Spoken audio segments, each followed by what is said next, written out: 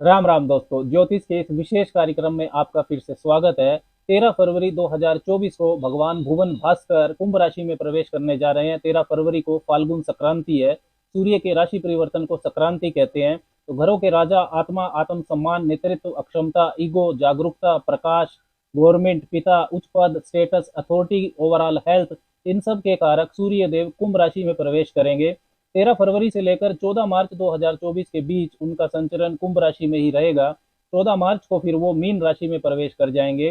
कुंभ राशि शनिदेव की राशि है। नेचुरल जोड़िए काल पुरुष का जो जन्मांक होता है उसमें कुंभ राशि 11वें भाव में पड़ती है, जो कि लाभ भाव का होता है। और साथ ही जो इस राशि के स्वामी है शनिदेव, वो न्याय के, कानून के कारक हैं। तो कुंभ राशि सिर्फ एक व्यक्ति के लाभ की बात नहीं करती है, सभी के लाभ की, सोसाइटी इन लार्ज, पूरे समाज के लाभ की बात करती है। नेटवर्किंग, समाज सुधार की राशि है कुंभ। ऐसी वैज्ञानिक सोच जिससे पूरे समाज का भला हो, ये कुंभ राशि की विशेषता होती है। सूर्य जो कि घरों में राजा हैं, वो भी समाज का भला ही चाहते हैं, लेकिन वो अपनी ईगो, लीडरशिप क्वालिटीज को साथ लेकर चलते हैं। इसलिए ईगो, पद, प्रतिष्ठा, प्रसिद्धि का जो तत्व है, पर्सनल फेम का जो एलिमेंट है, वो कमजोर पड़ जाता है जब सूर्य कुंभ राशि में गोचर करते हैं। इसीलिए कुंभ राशि सूर्य के लिए शत्रु स्थान भी है। सूर्य का ये राशि परिवर्तन इसलिए भी विशेष है कि सूर्य ना सिर्फ वो कुंभ राशि में रहेंगे, बल्कि कुंभ राशि के स्वामी शनिदेव भी सूर्य के साथ ही रहने वाले हैं। सूर्य और शनि की युति बनेगी। सूर्य और शनि पिता पुत्र हैं, लेकिन जो शनिदेव हैं वो सूर्य को शत्रु समझते हैं। सूर्य हालांकि शनि को शत्रु नहीं समझते हैं। शनिदेव जनता के, अनुशासन के, व्यवस्था, स्ट्रक्चर एंड ऑर्डर के कारक हैं। इसलिए सूर्य शनि की युति से व्यक्ति की जिम्मेदारियां बढ़ जाती है, ईगो पीछे छूट जाती है। इसीलिए इस युति के प्रभाव से बहुत बार आत्म सम्मान को चोट भी लग सकती है। सूर्य शनि की युति का महत्वपूर्ण पहलू ये भी है कि शनि इस दौरान अस्त भी होंगे, सैटर्न कंबस्ट भी रहेंगे। प्राचीन शास्त्र ये कहते हैं कि शनिदेव जब सूर्य से 15 डिग्री आगे पीछे होते हैं तो वो अस्त हो जाते हैं। तो 12 फरवरी से लेकर 17 मार्च 2024 के बीच शनि अस्त रहेंगे। लेकिन प्रैक्टिकली ये भी देखने में आता है कि जब शनिदेव 5 डिग्री सूर्य से आगे पीछे होते हैं, तभी वास्तविक रूप में शनि के अस्त होने का फल मिलता है। तो 24 फरवरी से लेकर 6 मार्च 2024 के बीच 10-11 दिनों के लिए ही शनिदेव के अस्त होने का फल मिलेगा। अस्त यानी कंबस्ट होना। इसका अर्थ समझे तो सूर्य क्योंकि बहुत ही प्रकाशवान और ऊर्जा देने वाले ग्रह हैं, जब कोई ग्रह सूर्य के बहुत नजदीक आ जाता है तो वो अस्त कहलाता है। मतलब उस ग्रह के गुण, फल देने की अक्षमता कमजोर पड़ जाती है। उस वक्त वो आपके लिए शुभ है तो वो शुभ फल नहीं दे पाता, और यदि वो आपके लिए अशुभ है तो वो अशुभ फल नहीं दे पाता। सूर्य के कुंभ राशि के गोचर के दौरान, मतलब 13 फरवरी से लेकर 14 मार्च के बीच में, 20 फरवरी से लेकर 7 मार्च के मध्य बुध भी कुंभ राशि में ही गोचर करेंगे। बुध शनि और सूर्य दोनों के ही मित्र हैं, तो इनका प्रभाव भी सूर्य शनि की युति के प्रभाव को बदल सकता है। इसके अलावा शुक्र भी 7 मार्च के बाद कुंभ राशि में ही गोचर करेंगे। तो इन सारे तथ्यों को ध्यान में रखते हुए सूर्य के कुंभ राशि में गोचर फल को समझना चाहिए। तो अब बात करते हैं कि सूर्य के कुंभ राशि में संचरण के दौरान मेष वालों पर, एरीज पीपल पर इसका क्या प्रभाव पड़ेगा। जन्म की राशि चंद्र राशि पर यह वीडियो आधारित है। आप इसको लगन की राशि से भी देख सकते हैं। अच्छा, तो यही होगा कि आप इसको दोनों से देखिए। यदि दोनों से गोचर फल आपको शुभ मिलता है तो यह काफी ग्रोथ वाला पीरियड है आपके लिए। यदि एक से शुभ और एक से अशुभ परिणाम मिलता है तो आपको मिश्रित परिणाम मिलेंगे, शुभ भी और अशुभ भी। यदि दोनों से गोचर फल अशुभ है तो आपको काफी सावधानी रखनी होगी। मेष वालों के लिए सूर्य पंचम भाव लक्ष्मी स्थान के स्वामी बनते हैं, और उनका ये कुंभ राशि में संचरण 11वें भाव में हो रहा है, लाभ भाव में। सूर्य की जो 7वीं सवग्रही दृष्टि है वो आपके पंचम भाव पर रहेगी। लाभ भाव जो होता है 11वां भाव, ये सिर्फ इनकम और लाभ के साथ साथ आपकी इच्छाओं की पूर्ति को भी दिखाता है। होप्स एंड विशेज यहाँ से देखे जाते हैं।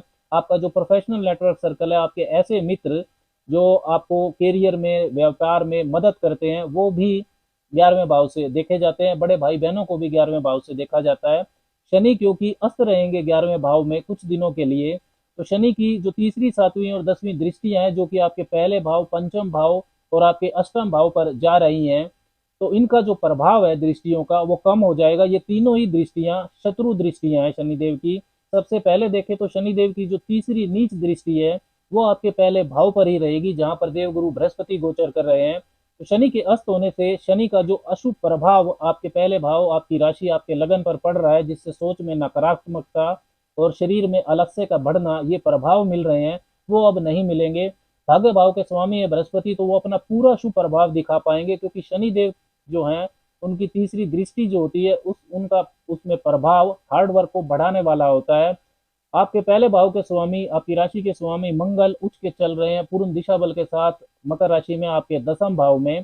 तो यदि आप कुछ भी अपने लाइफस्टाइल में, अपनी कार्यशैली में, हेल्थ या कैरियर को लेकर कुछ भी सुधार करना चाहते हैं, कुछ रिफॉर्म करना चाहते हैं, आत्म मंथन करना चाहते हैं, तो ये बिल्कुल सही समय है आपके लिए। आप नए गोल सेट कर सकते हैं, अपनी इच्छाओं की पूर्ति के लिए योजना बना सकते हैं।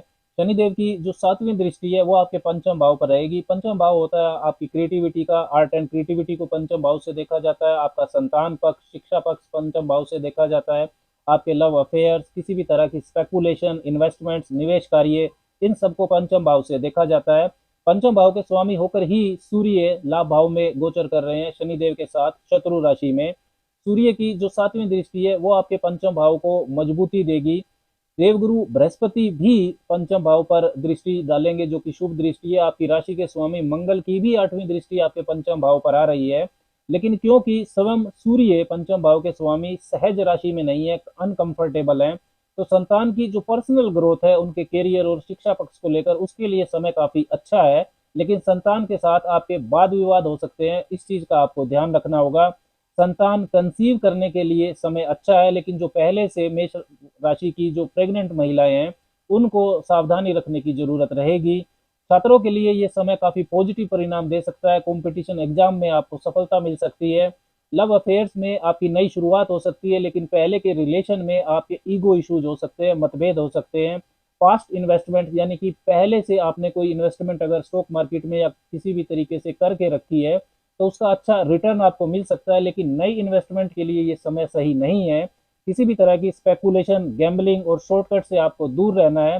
सूर्य और शनि की युति लक्ष्मी योग यानी कि धन योग भी बना रही है। सूर्य आपके पंचम भाव लक्ष्मी स्थान के स्वामी है और शनि देव लाभ भाव के स्वामी है। तो पंचम और लाभ भाव के स्वामियों की युति लक्ष्मी योग, धन योग कहलाती है। लेकिन लाभ का स्वामी अस्त होने की वजह से नई इन्वेस्टमेंट्स आपको बहुत ध्यान से करनी चाहिए।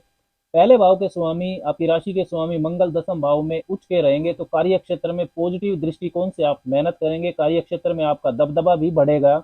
लेकिन शनि के अस्त होने के कारण और सूर्य शनि की जो ये युति बन रही है लाभ भाव में, इसके कारण उस मेहनत का रिजल्ट हो सकता है आपको अभी नहीं मिले, तो उससे आपको निराश नहीं होना है, क्योंकि 10-11 दिनों के लिए ही शनि अस्त होंगे, उसके बाद आपको मेहनत का फल जरूर मिलेगा। यदि आप शनि के कारकत्व के व्यवसाय में, कंस्ट्रक्शन, मैन्युफैक्चरिंग, ऑयल, गैस, भारी मशीनरी, कोयला, लोहा, इन सब से जुड़े हुए हैं, तो आपके व्यापार में धीमापन जरूर रहेगा।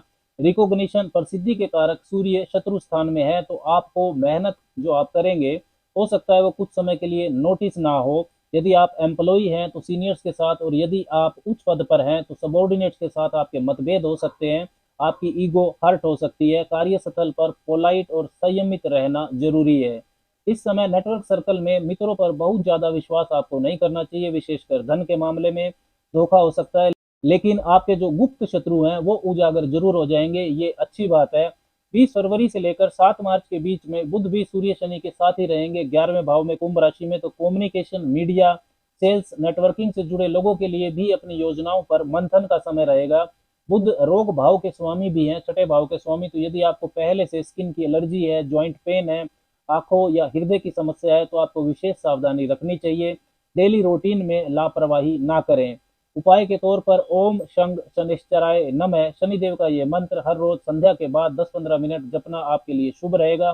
मंगलवार और शनिवार को सुंदरकांड का पाठ भी आपको करना चाहिए। गौशाला में अनाज का दान करना भी आपको शुभ परिणाम देगा। राम राम।